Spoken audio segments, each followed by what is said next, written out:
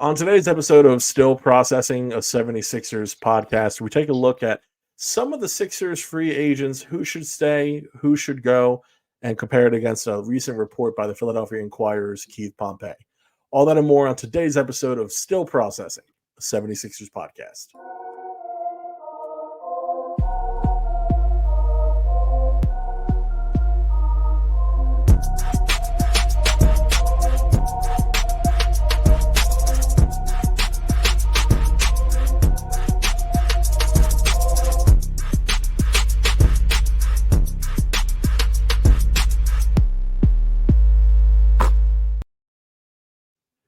Welcome back to another episode of Still Processing, a 76ers podcast. I'm your host, Zach Chavalella, here as always with my guys, Justin Crosby, Sam DiGiovanni. How we doing, guys? Doing good. Plenty of Philly sports, big Philly sports stories going on right now, specifically with the Phillies' historic huge game today as David Dahl makes his team debut. A lot of anticipation for David Dahl. Oh, Henry Hoskins returns too. He received a standing ovation, David Dahl, did he not? Was that not the reason for the standing I did see a standing O. I'm sure it was for David Dahl. But no, Justin, how about you, man? How you doing? I'm good. Same thing, tracking the David Dahl story. Of course. Yeah, so. Yeah, Henry Hoskins came back. That was cool. Yeah, that happened too, I heard. Yeah. I do miss Reese. I do miss Reese. Yeah.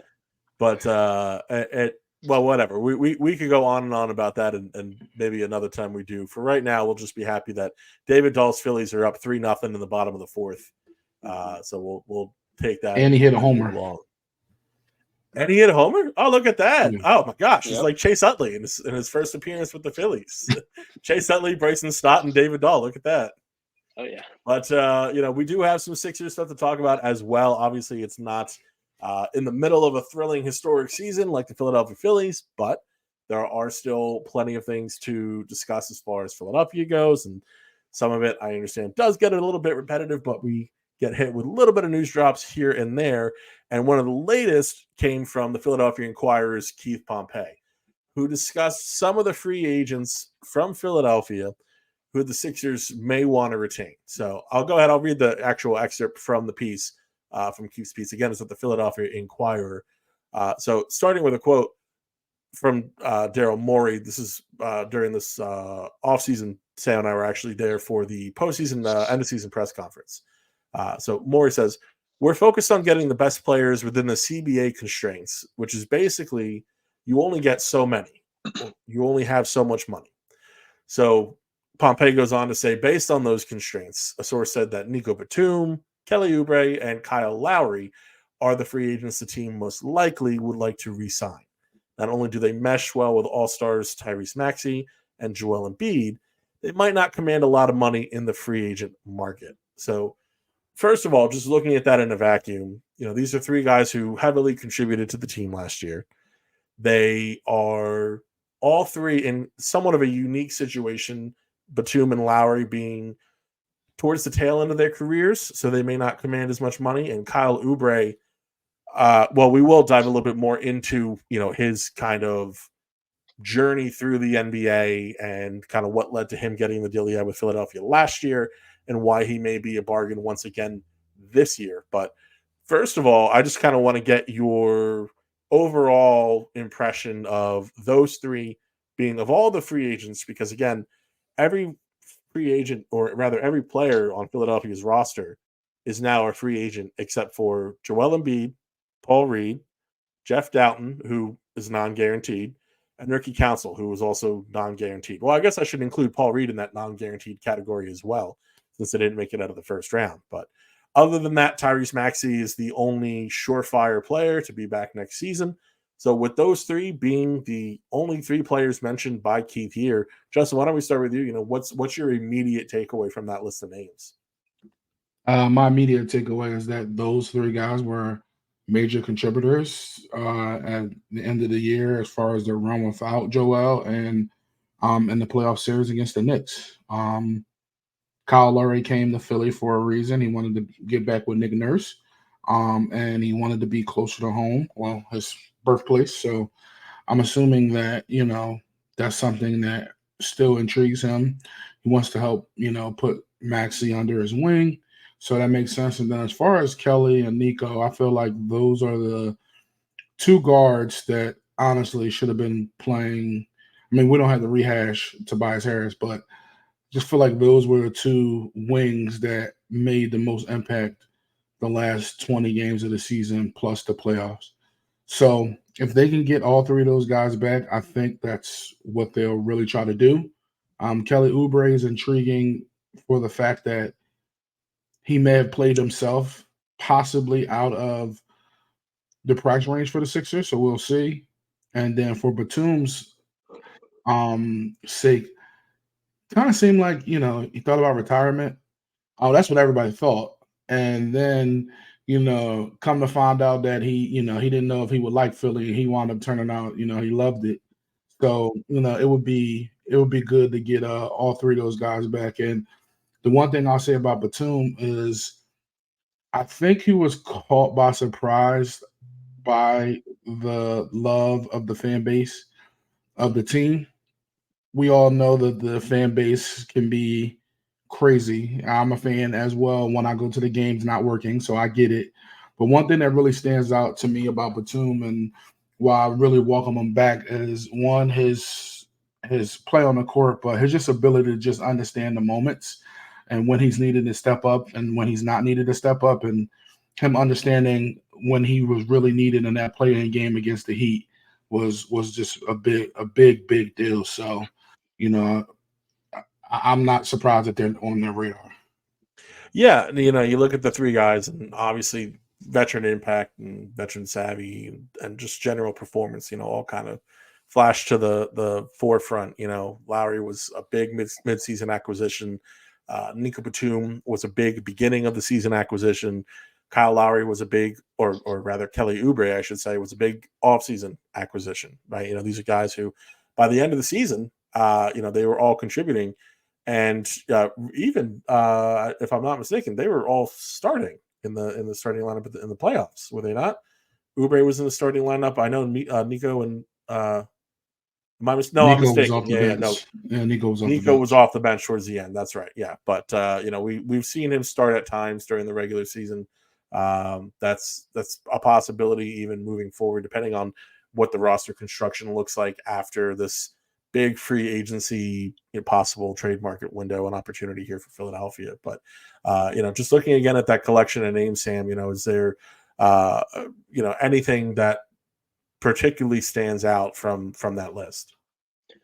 Well, aside from, kind of obvious that those three guys were obviously key players starting at one point, or if not, in the top 7 or so of Nurse's rotation. What I think stands out to me in addition to that is the fact that, Melton and Buddy Hield were not listed. Now, there could be, I'm sure the Sixers have some level of interest in bringing them back. And if they had to list them out, I'm sure they would be somewhere, up next after those three. But I think it's good that, this isn't obviously like the biggest scoop from Keith, even though he obviously knows what he's talking about. He's very well connected. But the fact that those two guys weren't named, I think, is obviously pretty significant. And I think that's because it shows that the Morey-led front office is not too worried about admitting its wrongdoings. And I wouldn't even say wrongdoings, just like not overcommitting, I guess would be a better way to put it, because they made some, big trades. In Melton in particular, they gave up a pretty good draft pick in the first round. They gave up several second rounders to get Buddy Hield.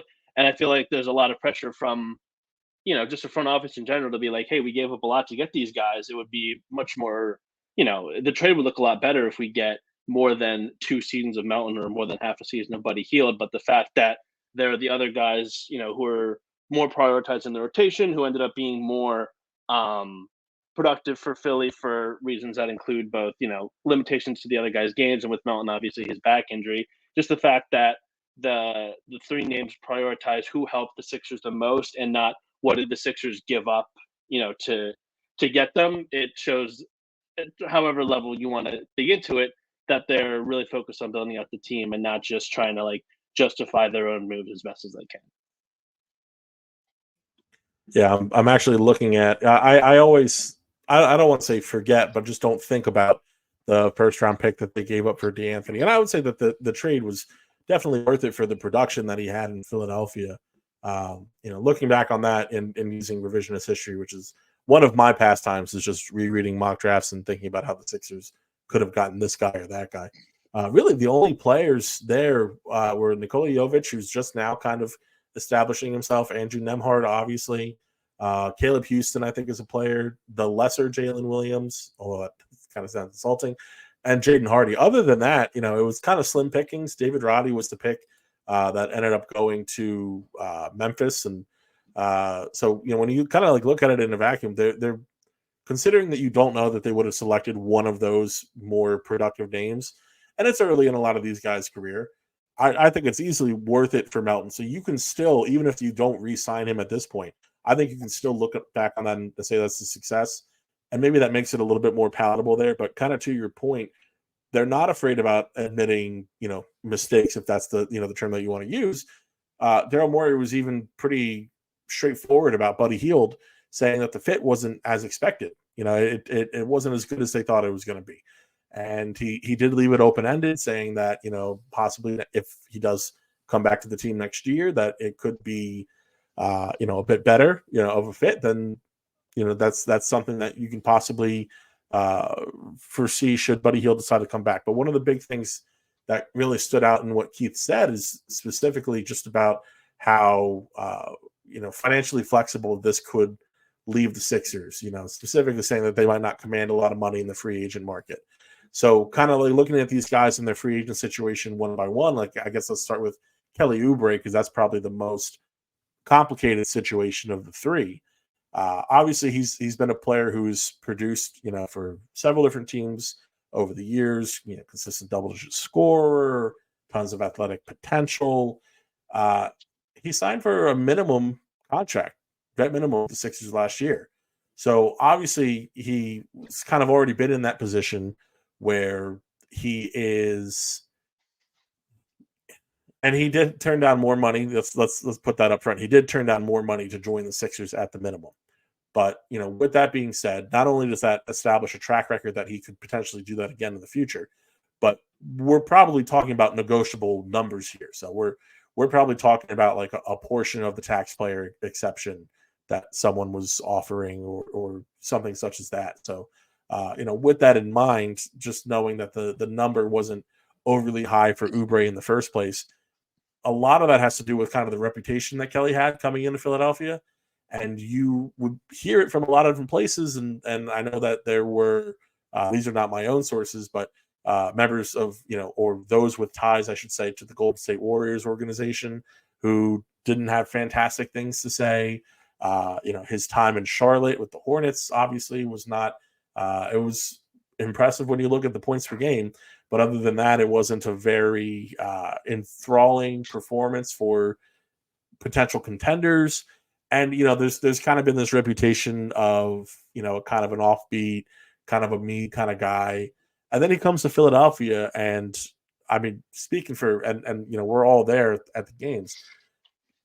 I think he kind of turned that around completely. When I talk to this guy, there's been few players who I've spoken to who have been as team oriented and seemingly as focused in a sense as Kelly Oubre. There's a poetic aspect to him, where he will occasionally, talk about certain things in, a way that's not just, dribble the ball, blah, blah, blah, whatever basketball terms. But at the same time, he's a very focused, locked in individual who understands the importance of team chemistry and, really kind of proved, I think, a lot of those naysayers wrong in terms of what he can provide, not only on the court, but behind the scenes for a team. So that whole long exposition just to ask, and Sam, I'll start with you, do you think that Kelly Oubre's performance, not only on, but off the court, has kind of risen this price to a point where, well, maybe he's not as cheap of an option as the Sixers might think? Yeah, for sure. I think the way that he built up his value by playing a not insignificant role on a winning team, I'm sure a lot of other teams looked at him and are like, okay, this is an option of a guy who we could use as wing depth that could, get minutes in the playoffs, could be a starter if we need in the regular season.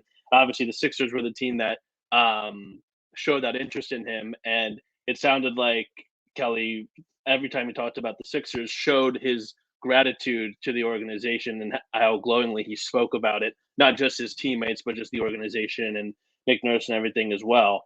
I think if he is back with the Sixers, it would be most beneficial to have him coming off the bench. I don't think it's not that he can't be a starter, but I think that it would behoove the Sixers to he showed them the value of having great athleticism on the wing, but I think he has weaknesses in other areas to where if he is a starter again and he's not like the clear fifth starter, I question how much of an upgrade it would really be going into next season. So Kelly's 3-point shooting with Joel on the court was pretty solid, but without him, it was really bad.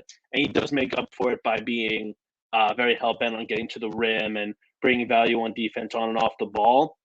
But I do think that that's a guy who you would probably want to bring in for another starter if needed, as opposed to relying on him to be the primary defender for the opposing star in the playoffs again. So the Sixers have an exception. I think it's called the room mid-level exception. I think I read that on capsheets.com, which is a great resource, by the way, if you're looking to get into the numbers of the CBA stuff. So I can see the Sixers offering him all of that. But I can also see another team maybe throwing him a few more million per year on a shorter term deal to get him to bite, because Kelly is still in his prime years, I believe. I'm not sure how old he is off the top of my head, but he's not super old. He could have a few more moderately sized contracts depending on how he plays his cards. So I can see him getting priced out of the Sixers if another team thinks that there's more to unlock. But I think if the Sixers do, and they should try to bring him back, that keeping that continuity with a player that they found turned out to be a diamond in the rough, I think would be pretty good for them. Yeah, I think based on his performance level and depending on what exceptions you can or cannot use and where the dollar amount ends, again, if we're still talking about somewhat negotiable differences, right, between what he's getting from, let's just say, Philadelphia versus, we'll use Detroit just as another cap team, or even Orlando, who it's attractive situation, non-tax state. Team was in the playoffs last year. It's expecting to be even more competitive next year. Even still, what Kelly Oubre has in Philadelphia, and you mentioned, his not only his gratefulness, but the way that he kind of embraced the city, embraced the fans, embraced the team. I do wonder, if he does make that decision, and it's kind of the opposite of a business decision, but to swallow X amount of dollars for that ability to maintain that situation, because as much as the Sixers loved having Kelly, it seemed like Kelly loved being in Philly. So I do think that is a factor. Obviously, money talks, and so we could easily see him be convinced. But what's your kind of read on the situation, Justin? Do you think that he is coming back next year, or do you think that this is it for Kelly Oubre and the Sixers? Honestly, I do think that it'd be good for him to come back. I think it'll give, again, Joel mentioned continuity. I think he really showed that if he can be serious on the defensive side of the ball and really give effort, that he can be a pseudo two-way player. Like Sam mentioned, may not be guarding the other team's best perimeter threat, but good enough, right? Like maybe the second best. So I think, he can spend that energy on that. I just worry about the price. I do think that two-way athletic wings are at a premium in this league. And I do think that depends on what the price is. I think the room exception and the mid-level exception, which Sam was mentioning, I think it's around $8 million for the Sixers. They give him all of that, right? Cool. But will another team be willing to give him 10, right? Because although he's not older, he's trying to recoup money from what he missed from his time in Washington to his time in Phoenix, when they weren't good, and he wasn't well liked. And then in Golden State, like in Charlotte, so it's like he's been bouncing around in the league. So like you got to get every dollar you can get. So I ultimately, would love Kelly back. I think he could be a good contributor, but I just think that somebody might offer him more money. And by more money, I'm not talking about like 15 million a year, but 10 million, 11 million a year over the next 2 or 3 years instead of the 8 million he would get with the Sixers for the next 2. Yeah, and there's there's levels to it. So there's kind of like a cost benefit analysis is something that I'm sure he will be going over to see if it makes sense. The mid-level room exception this year looks like it's be about $8 million. So that's about where the starting salary for Kelly Oubre would be. If someone comes in and offers, and again, it depends on the right situation. I don't think he's fully shaken off that reputation, although he should have. But I think that works to Philadelphia's advantage. If you have, and the other benefit again is just that there are so few teams that are able to, offer these. So, but someone can offer, say there's a non-tax paying team that wants to offer their mid-level exception. You're talking about close to $13 million as a starting salary. So that's obviously a big difference, and that could prove the difference between Kelly Oubre staying in Philadelphia or moving on elsewhere. Before we get to the other two free agents, Nico Batum and Kyle Lowry, I would like to bring up, since we're talking about exceptions, one other exception Philadelphia does have next year, and that's their biannual exception. So 2 years ago, they used it on Daniel House. They were not able to use it last season.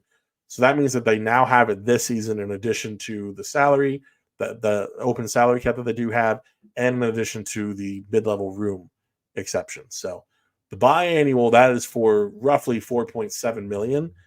And now this is the range where I think, because I don't expect Kyle Lowry or Nico Batum to be satisfied with the vet minimum. I think that, they are going to want a bit more than that. And I think that's where this biannual exception could fit in. Possibly signing one of these guys into space and then the other getting the biannual exception there. So I guess we'll start with Nico Batum since he was here a little bit longer than Kyle Lowry. But Justin, what is the importance you think of bringing Nico back? Are you interested in bringing Nico back?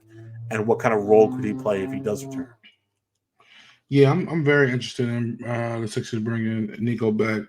He, first of all, in the beginning, he's the only one that can make a good entry pass to Joel Embiid. Like, critical key skill for this team that Maxey was the only feel like capable one that was able to really get a good entry pass in or take advantage of a double team or a or in a situation of like, okay, and be they're trying to front him, so who's going to make a good pass over the top? Like, those are skills that he had that the Sixers need. And let's talk about how some games he just suited up to be an inbounder at the end of the game, right? So like the trust that you have for him to make good plays is second to none for this team and had that veteran presence. Now, Nico Batum playing 30 minutes, 38 minutes, that's a lot. And I do think that that's something that they would need to cut down, but I do ultimately think that he could be a good fit. His role would be that connector on offense in a starting lineup like he was last year, shoot open threes, making good passes, a little bit of playmaking for others. And then on defense, guarding, getting deflections, things of that nature. I think those would be good things for him. I think Joel, their relationship, I think that's going to help. I think him seeing Maxey turn into a star is going to help. And I think, like I said, I think he just didn't expect the city to turn out to be the way, he thought it was going to be in a positive way, right? And I think that that's something that, the Sixers can hold on to. He might want to retire, but I'm sure that Joel will be talking to him. I know tampering, but I'm sure he's talking to him now. And I'm sure by Paris, they'll be teammates again. Yeah. So my question is, will Joel Embiid be speaking French? Because last time we checked, he was not speaking French. But that'll be, I think, the biggest question between Nico Batum and Joel. I think Nico wants to come back. The retirement talks were real, but the sense that certain other people plugged into the scene have gotten is that he is open to the idea of coming back, and again, that's why I think that the price point matters. It's not as if he's desperate to come back. He's accomplished a lot in the game, and he could very easily take his career and move on and be satisfied, because again, he's accomplished a lot. But he did enjoy his time in Philadelphia. His wife seemed to have enjoyed her time in Philadelphia, and they have really kind of built these new, I won't call them roots, because it's only been 1 year, but they do have themselves now in a position where they are in many cases beloved by this fan base. So not only is it a very warm welcome for them here, but obviously that opportunity financially still matters, especially if you're talking about something closer to the lines of that nearish $5 million as opposed to right around that 2.6-ish. So definitely makes a difference there. And I think Batum obviously could continue to impact, even if he does take a slight step back, continue to make an impact for the Sixers team. But Sam, how are you feeling about Nico Batum? Do you think that he has enough gas left in the tank really to continue to go? Or more so, I guess what I should say is, assuming that is the case, what type of impact do you think that he could add in yet another year with the Sixers? I think he definitely has enough juice to keep going, and kind of like Kelly, he showed the prototype or the rough draft of what you want to put around, specifically Embiid, but also Maxey too, a big wing who can shoot really well, who's a smart passer and a great defender. Like, obviously it's a rare combination, but he showed even at his advanced age that he was such an impactful player alongside the two stars that, there are some concerns about how, not with how well his game is going to age, but just how well like he's going to age. Like, he is getting up there. He dealt with a few injuries here and there that kept him out, and nothing like super worrying. But it's probably not going to get better as he continues to get older. He does have a chance right now that not many athletes get, which is the chance to retire on like really good terms.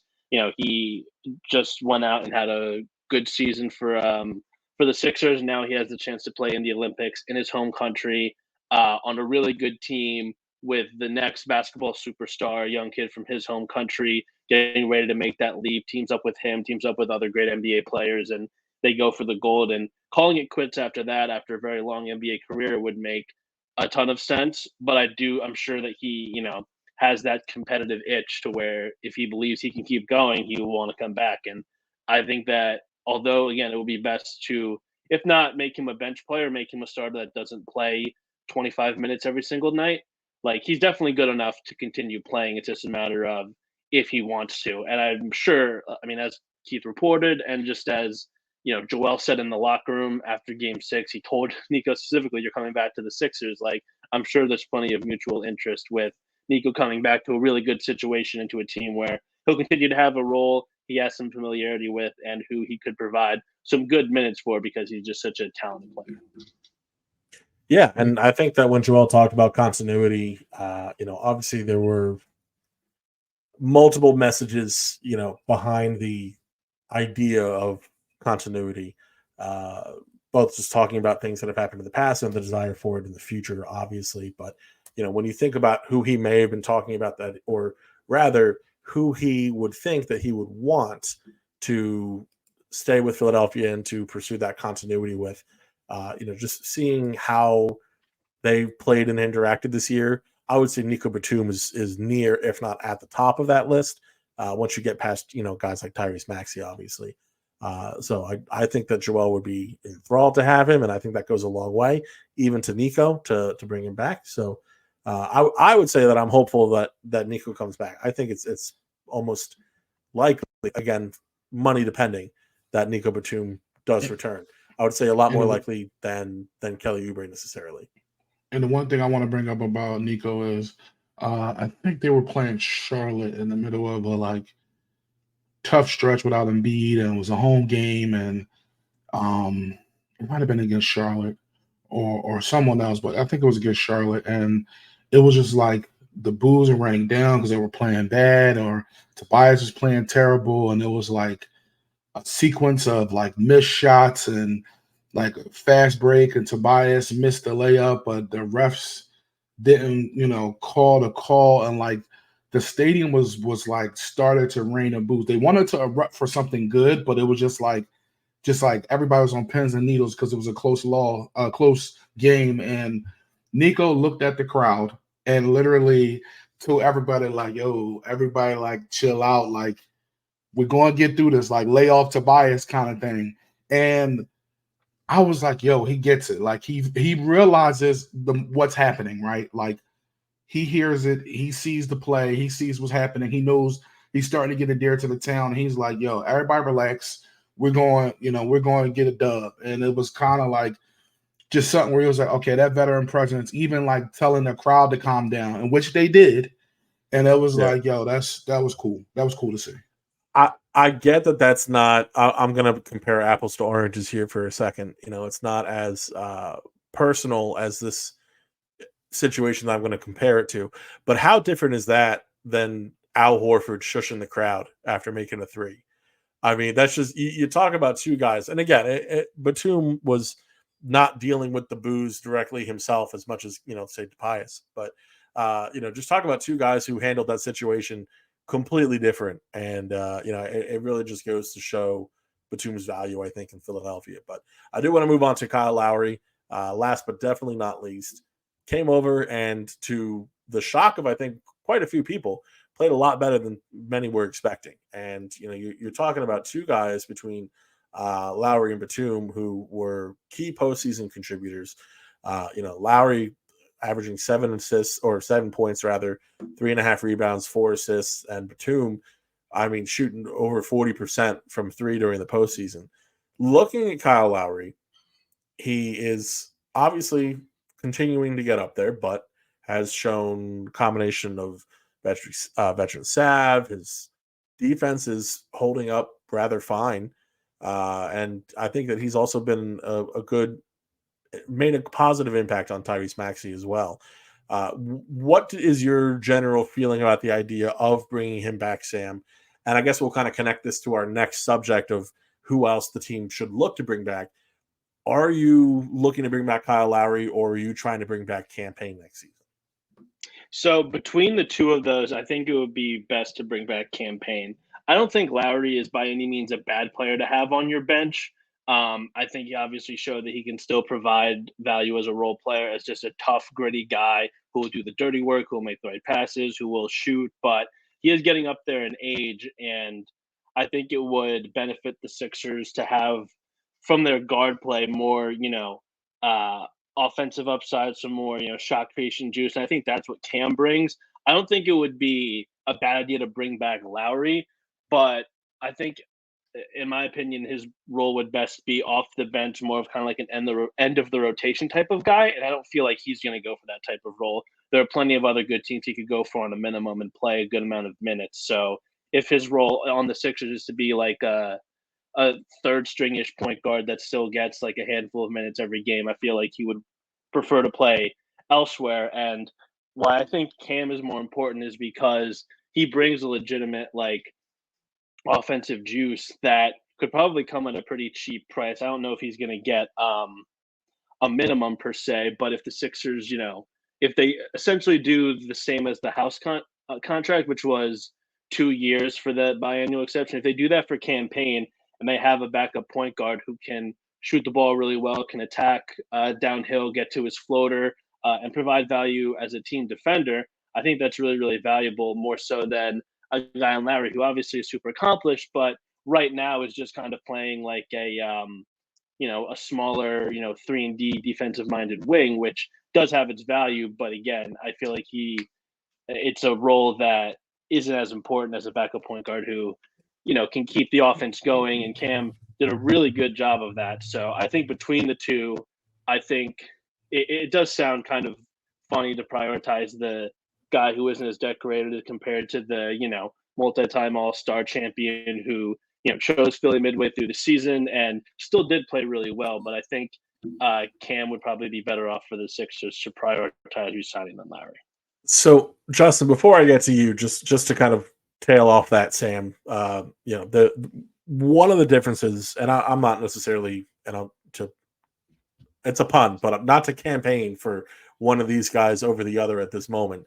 The one of the benefits with Kyle Lowry is that despite the fact that he is inferior to campaign in certain areas, the skill set, what he provides, and looking at last year, granted they didn't have many options, it did allow for him to start alongside Tyrese Maxey, which, campaign, you mentioned it, he's going to be a bench guard. You don't really want just with, first of all, you'd be putting just most of your ball handling in the starting lineup. It's not a positive allocation of assets, but on top of that, defensively, it's just something that you're not trying to do. So in that scenario, let's say that they do go with campaign over Kyle Lowry, you have to address the starting guard situation. Is that a part of your equation, or is it more so just we'll figure it out as we go? It's just better to prioritize campaign over Kyle Lowry at this point. That is part of it. I think if they don't go for Lowry or he goes elsewhere, they definitely should be looking to upgrade the two guard spot. Like, obviously alongside Embiid and Maxey, you're going to want guys who can shoot really well, who can defend, who are smart. And I think it would be better suited for them to target a guy who's younger, who's a little bit bigger. Obviously Lowry is still tough, but there's the question about how much juice he has left on offense. Like, even though he can shoot, like, he's still, like, it's just harder to get lift off of legs with so much mileage on him. He's been playing for so long. I think it'd be better for them to get a more typical two guard, even if that player doesn't have the resume that Lowry does. I just think that, campaign suits what you would want out of a guard, of coming in for Maxey and doing, obviously not the same things that he does, but doing kind of like a diet version, I guess, of just keeping the offense going, giving a guy you can throw the ball to, shoot, get downhill. And I think the need to upgrade at the two guard spot over Lowry is part of my equation there. Gotcha. Yeah, he certainly is electric. We saw that during the postseason when Nick Nurse injected him in over Buddy Hield, actually. And we could see the impact that campaign had in a playoff setting, which was kind of the concern a lot of people had. The concern, I guess you could even say, the Phoenix Suns and the Milwaukee Bucks had, which led to that motivation for campaign. And if you talk to Cam, he remembers that kind of stuff. So definitely an exciting player, would be a fantastic reserve guard for the Sixers. But what's your takeaway, Justin, on that Kyle Lowry versus campaign? Where do you land on that spectrum? I mean, I don't know. Can you keep both? And I know that's not diplomatic. You can try. But my thing is, I think you can prioritize Cam for all the things that Sam said, but I think ultimately, like, Kyle wants to be back. I know there are some contenders that would like to pay. There could be some contenders that are out there that'll give Kyle more minutes, but I think Kyle can fit in a role. They do need a secondary ball handler to help with Maxey. He's showed that he can do that. It's just the minutes. Like, him playing 38 minutes in a regular season game is just can't happen now. I know a lot of that happened with a lot of injury stuff that can't happen. That's why if they do keep him,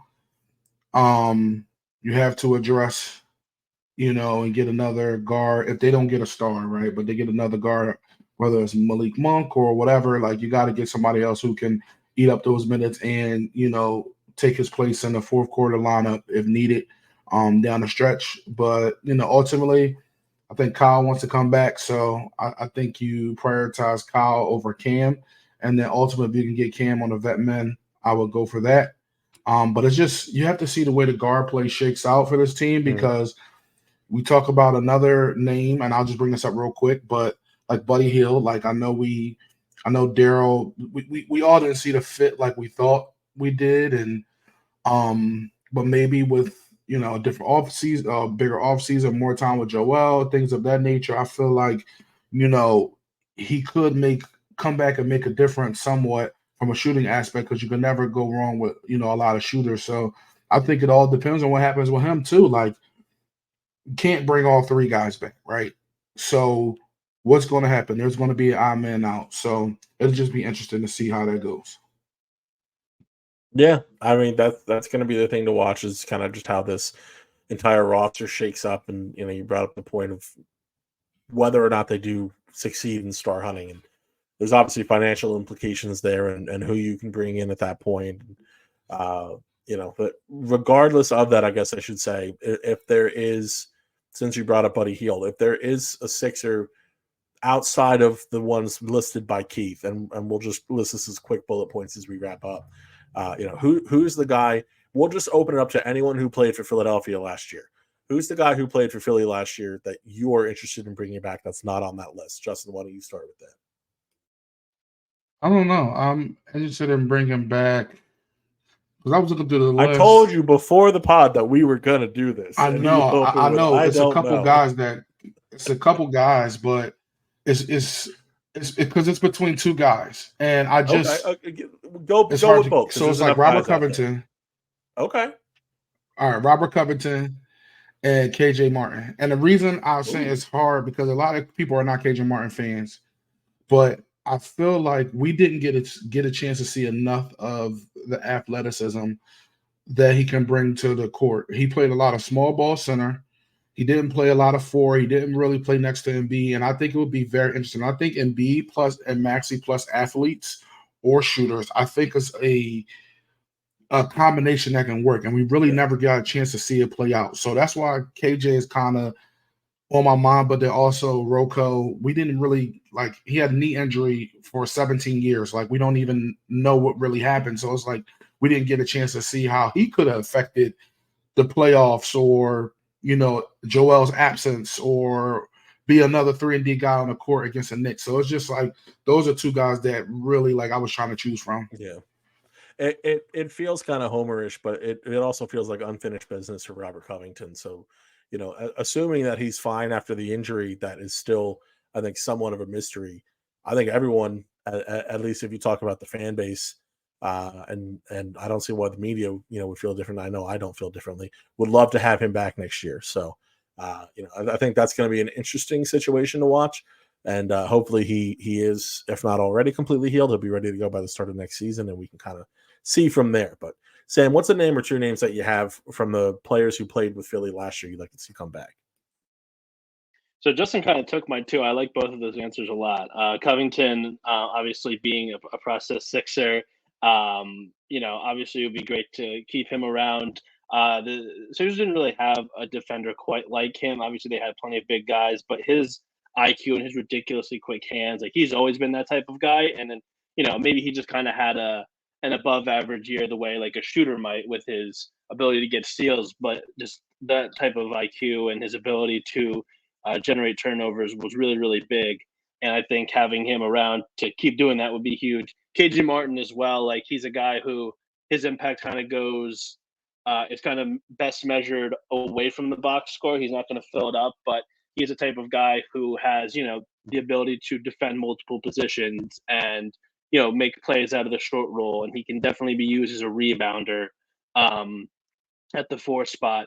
He didn't shoot as much as he did in Houston. Maybe the freedom he had with those Rockets teams that were really figuring themselves out lent itself to that freedom. But he did shoot pretty well on decent volume too his last year there. That he didn't show as much with Philly, which I thought was kind of interesting. But if he taps back into that, it would be nice. I do kind of see him as a guy who, even though he didn't have like an unbelievable year, is probably going to get priced out of the Sixers because a lot of teams are going to see what we're seeing, a young athlete who can do a lot of things and be like, hey, throw him a bigger, a balloon contract of like, I don't know, 5 to 8 million, see what you can do. Right. I can definitely see a team taking that type of roll of the dice with him and him choosing a situation where he could get more consistent playing time.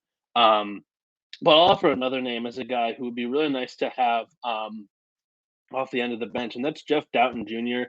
He didn't play too many like real games. A lot of it was garbage time, but when he played, man, he looked really, really impressive. He has a team option that is pretty cheap, and I'm sure the Sixers have that to either decline it to have some more wiggle room with cap space that they might need, or just accept it, bring him back, a solid contributor for very cheap.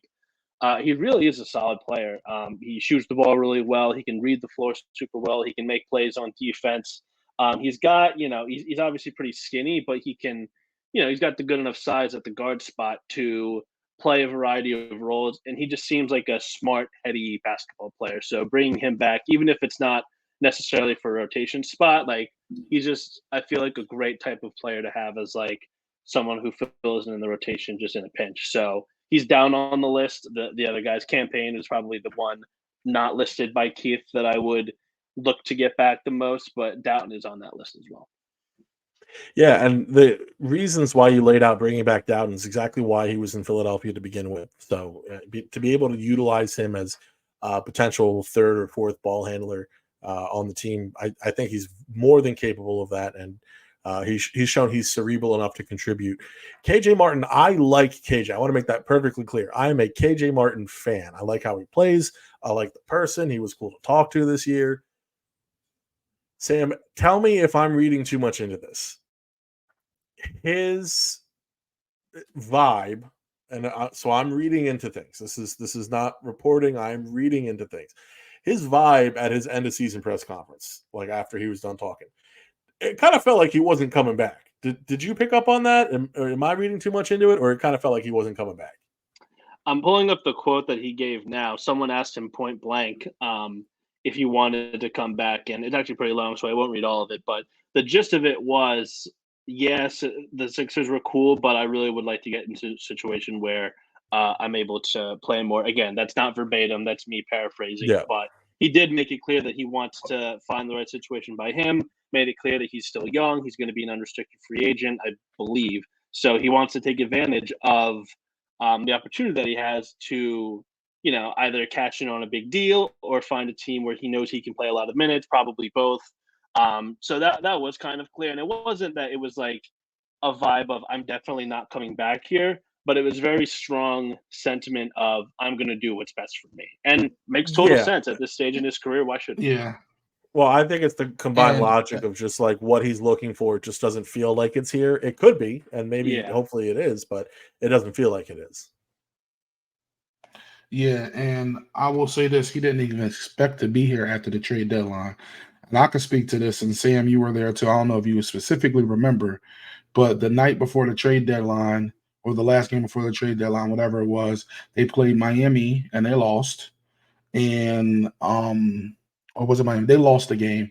And we were in the press conference room, and there were a lot of people who left that room who didn't think they were going to be back. And I remember KJ Martin was at the podium, and I don't know if maybe they did one, but he was talking and specifically had a Sixers blue jersey signed by people, and he had it in his hands before he walked out that night. So to me, that looks like a person who didn't think that they were even going to make it to the trade deadline. So we'll see. Yeah, I think we will. I actually had I also had two names that kind of work on the opposite of the age spectrum here, but two guys who haven't been mentioned yet. And the first guy did not finish the season with Philadelphia. I was actually talking to Jackie, so Jackie Nicobatum, who writes for Philly Sports Network. We were talking earlier today about just some of the guys who played for the season with the Sixers. Marcus Morris Sr. I would not hate if he wanted to come back on a vet minimum and continue to provide, not only just the veteran leadership that Nick Nurse said was huge from him this year, but on top of that, like he could prove he could still shoot, and he proved that in Cleveland too. I mean, he shot 40% on the year, specifically with the Cavs. He shot almost 40% in the playoffs. He provided actually a decent playoff role with them, with Jared Allen missing time. To have that kind of guy as a veteran on the end of the bench, I don't mind that at all. And then the second name for me, I'm surprised he hasn't been said. I want Turk Smith back next year. That's my big thing. I want to bring him back in on if we can get him on that kind of like Shake Milton-ish deal, or even less possibly, because considering how little he had an opportunity to play. But that's a guy who I'm not willing to let that young talent walk away yet.